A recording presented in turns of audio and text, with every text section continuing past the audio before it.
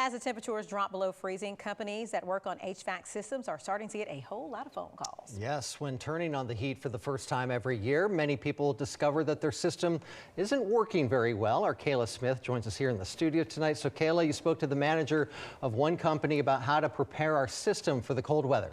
That's right. You don't want to have to call someone to fix your heat on a cold day like today. Jeffrey Jones tells me there are ways to keep your HVAC system in better shape.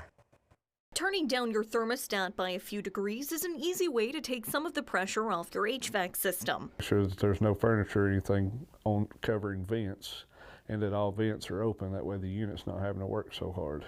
Check your windows and doors for leaks that are letting in cold air. During the day, open your blinds and let the sun do some of the work to heat your home. Jeffrey Jones, the district manager of MPE Services in Madison, says now is the time for preventative maintenance. We will come out, we'll assess all the pressures and stuff on units. We'll check the air filters, we'll check your airflow, and then we'll make sure everything's clean. That way the coils and stuff are functioning the way that they need to be. This kind of work can keep your system running well through the rest of the winter.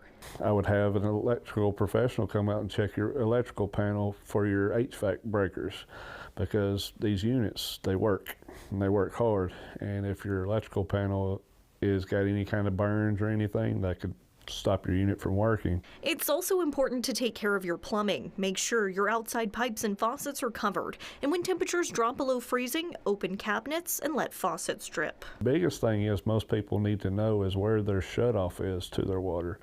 I highly recommend locating that. That way if there is a leak, you can run out there and shut that off until a professional or someone can get out there and fix that for you.